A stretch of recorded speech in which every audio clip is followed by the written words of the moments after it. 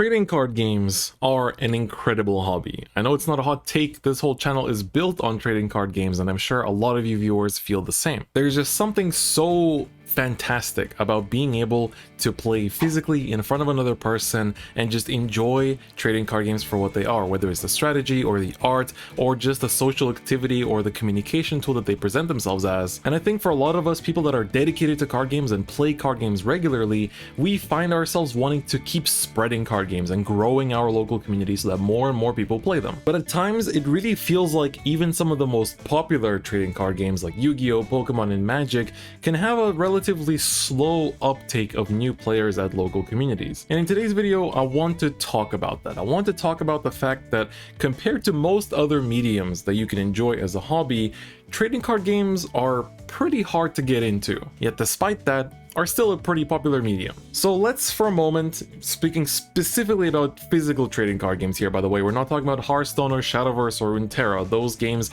don't really apply to what I'm going to be talking about today, just physical TCGs in general. Let's compare them to some other games that people play quite actively and are quite dedicated to that are much easier to approach. For our first example, let's take something like Apex Legends or any other FPS game, right? You see your favorite streamer or YouTuber stream the game or play the game, suddenly you know about the game and you take an interest to it. Maybe you saw a tournament, maybe you watched the, like a big event that happened IRL. Maybe you saw an ad, right? What step do you have to take from discovering Apex Legends or any FPS game to start playing it?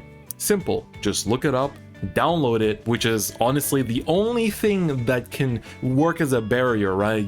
The space left in your PC or your console or your internet speed. But the moment you've done the download, you just start playing. This isn't talking about how long it takes to get good at the game, but just to start playing, all you have to do is download and click play. Sure, you can also talk about having to have the specifics, right? Whether it's a console or a computer with a mouse and keyboard and things like that. But generally speaking, these are relatively easy to access. Let's talk about League of Legends. Same thing applies, right? You watch the World Championship because all your friends talk about it, suddenly you want to play it, all you gotta do is download it, start playing. Even play it on your phone now with the mobile version too. Genshin Impact. You watch the recent Apple event and you saw that like anime game in the background, you look it up, anime game from Apple event, March 2022, boom, Genshin Impact, download it, make an account, you're good to go, you can start playing. Hell, even fighting games. We can talk about fighting games, which people say is like a really difficult medium to get into. Again, you see your favorite streamer or somebody advertising it, you get interested in it, you listen to some banger soundtracks, or you just watch an anime that's based off of a fighting game, or your favorite mobile game has a fighting game, you look it up,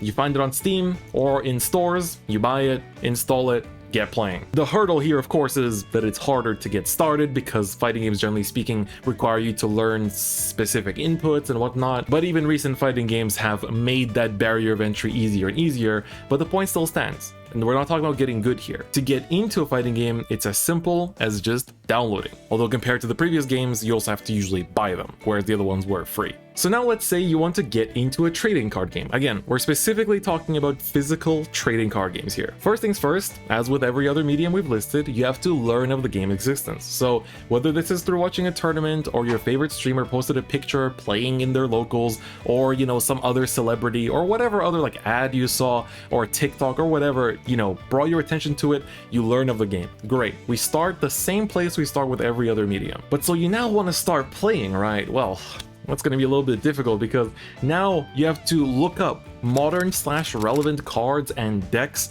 or Google what the best starter deck is that you can start playing that card game with, find where to buy it, order it, and then wait for it to come in, or go to your local game store and buy it, which again requires you to find a specific location and go to that location. If you're lucky, maybe they sell it at your local supermarket or mall. So you already see how this is adding an extra kind of step to this whole process, right? You can't just download and start playing. You have to look up the starting product. Like some of the starter decks that exist for a game might be super outdated and might not be worth buying at all. Maybe the starter decks are bad. Maybe you should you should be buying theme decks, you should be buying singles, it'll be cheaper in the long run. But a new player doesn't really know that. They just want to start playing, right? So they're gonna buy a starter deck. So let's say, okay, you got through that step, you buy yourself a starter deck, whether it's at locals or whether you bought it on Amazon, but after it comes in the mail or you bought it, you still haven't gotten to actually playing the game yet, and you've already invested something, which is, at this point with a video game, you've invested, and that means you can start playing. With this,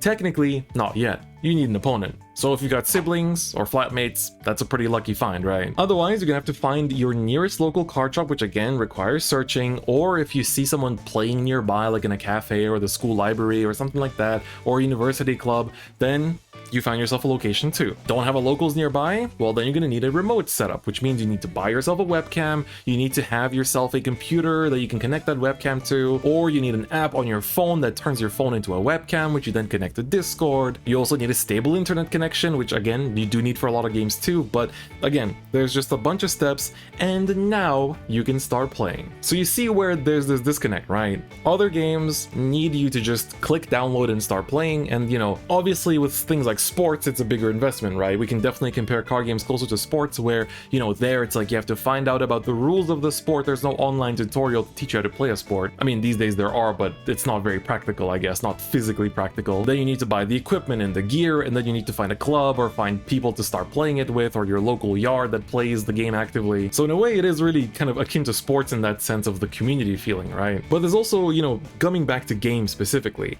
every game, not just TCGs, requires a lot of time and research to get good, right? But let's say in a fighting game or in League of Legends or in CSGO or whatever game, you getting better usually just means you put in more time. You put in the time to research, you put in the time to play, you put in the time to just experience the game, and just time investment just brings about more reward in terms of how good you get. In trading card games, that's not going to be the same, because there you're going to be basically spending a bunch of time in order to, you know, research things and play test, but it all comes with a monetary barrier too, where, oh, you want to improve your deck? Well, you're gonna have to shell out money every single time there's new cards and good cards that you need to update your deck in order to keep it up with the rest of the competitive sphere. Even if you don't want to play competitively, maybe your friends updated their deck, you know, with some new boss card that's like not necessarily the best one, but they're trying out something new, so you might feel inclined to also do the same because you don't want to play with the same deck non-stop all the time. But I think this whole video probably comes off pretty negative so far, right? You're probably thinking like, oh, does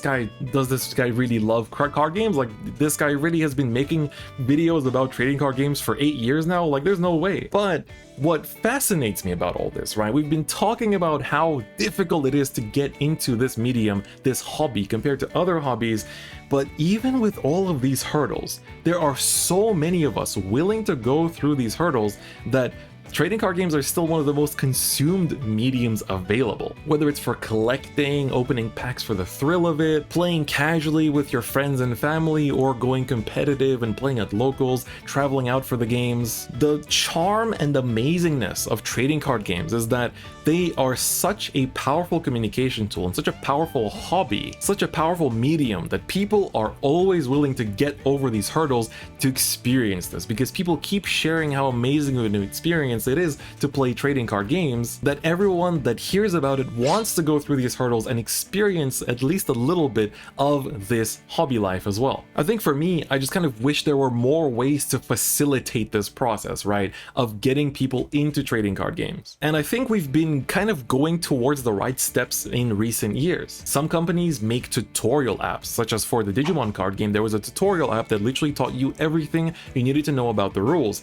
That way you don't actually have to spend time to buy product and, you know, actually like invest into finding stuff to find out that you don't like the game, or you do like the game, right? You just download the tutorial app, you learn the game, and that's it. And I think that's an excellent way to facilitate people getting into games with programs like that. Then there's also online platforms, which is kind of where the lines blur, and that's where, you know, the one way to remove this hurdle is obviously to make the game go online. And there's many different ways to do this, right? There are, I would say, 3 different paths. You have one of like MTG Arena and Pokemon TCG Online, where the online platform is the exact same as the physical card game in terms of like what's available to the like main format of the game. For MTG, I might be off a little bit. I apologize. I know not all formats are supported in Arena, but I don't play it myself. But basically, those online platforms allow you to experience that card game and play all of it from the comfort of your own home. You don't have to actually go out of your way to get product in any capacity. Basically, you can just play the game from your own home without buying any product and without interacting with anyone. But as a result, you also run the risk of people only playing that online form and then not going out to locals because they get the same experience both in person and online. Then there is the kind of master duel approach, where the actual simulator is the exact same rule set and plays the exact same as the physical card game,